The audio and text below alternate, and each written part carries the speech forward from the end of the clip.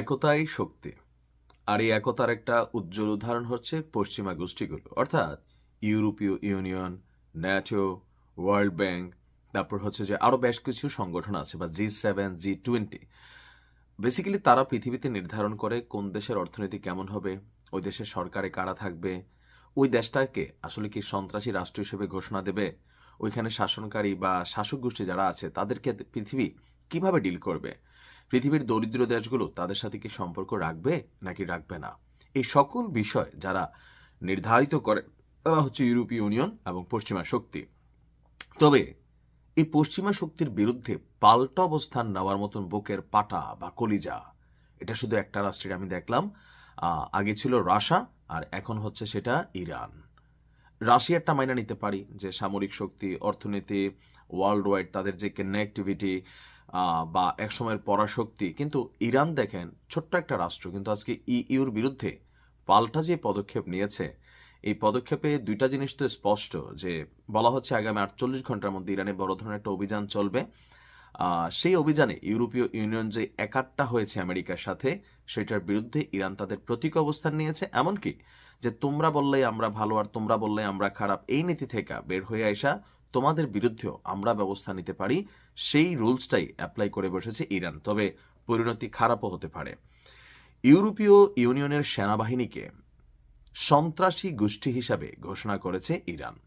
তেহরানে সাম্প্রতিক বিক্ষোভে সরকারের যে পতনের জন্য, বা যেই আপনার কি বলা হয়, যে নিজেদের সরকারকে ব্যালেন্স রাখার জন্য ইরানের সরকার বা পুলিশ বা সেনাবাহিনী বা আইআরজিসি তারা যে ব্যবস্থা নিয়েছিল, সেই ব্যবস্থার পর আপনার আইআরজিসিকে, অর্থাৎ ইরানের যে রাজকীয় বাহিনী আছে, তাদেরকে সন্ত্রাসী গোষ্ঠী হিসাবে আপনার উপাধি দিয়েছিল ইউরোপীয় ইউনিয়ন। তো গতকালকে পার্লামেন্টে স্পিকার মোহাম্মদ বাঘের গালিগাফ, খুবই নামের মধ্যে একটা বাঘ ভাব আছে, কথাবার্তাও কিন্তু তিনি বিভিন্ন সময় এরকম হুঙ্কার টাইপের দেন। তিনি বলছেন আইআরজিসিকে সন্ত্রাসী সংগঠন হিসাবে ঘোষণার বিরুদ্ধে পাল্টা ব্যবস্থা হিসাবে ইরানের আইনের 7 অনুচ্ছেদের অধীনে ইউরোপীয় ইউনিয়নকেই পাল্টা সন্ত্রাসী গোষ্ঠী হিসাবে সিদ্ধান্ত নেওয়া হয়েছে। ইউরোপীয়রা আসলে নিজেদের পায়ে কুড়াল মারছে এবং আবারও মার্কিনীদের অন্ধ আনুগত্যের মাধ্যমে তাদের নিজস্ব জনগণের স্বার্থের বিরুদ্ধে সিদ্ধান্ত নিয়েছে।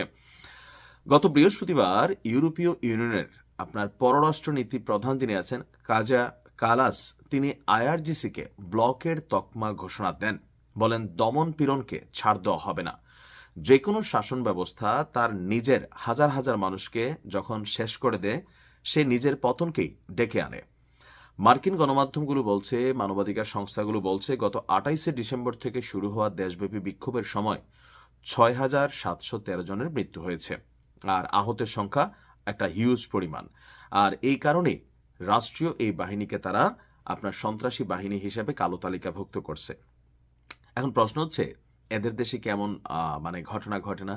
আপনাদের খেয়াল থাকার কথা, এই যে গ্রেটা থ্রুনবার্গ, ওই যে মেয়েটা মানবাধিকার কর্মী, ফিলিস্তিনের উদ্দেশ্যে ত্রাণবাহী পতাকা নিয়ে, জাহাজ নিয়ে, আপনার খেয়াল আছে তো, সারা পৃথিবী থেকে অনেকগুলো মানবাধিকার সংগঠন যখন সেখানে গেল, তো তাদেরকে যখন মাঝখানে গ্রেপ্তার করা হলো, এ নিয়ে সারা পৃথিবীতে ব্যাপক বিক্ষোভ, বিপুল পরিমাণ জনসমাগম, রাষ্ট্রের মধ্যে খোদ আমেরিকাতেও ছাত্র জনগণ রাজপথে নেমে এসেছিল। তখন মার্কিন যুক্তরাষ্ট্র বা তাদের পুলিশ, যুক্তরাজ্য বা তাদের পুলিশ, জার্মানি রাষ্ট্রের যারা পুলিশ আছে, বা ফ্রান্সে আপনারা নিশ্চয়ই দেখেছেন কেমন ঘটনা ঘটেছে, কিভাবে সিস্টেমকে ম্যানুপুলেট করা হয়েছে।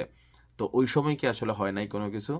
বিষয়টা হচ্ছে ওই যে প্রথমে বললাম যে তারা নির্ধারণ করবে আপনি কে আমি কে।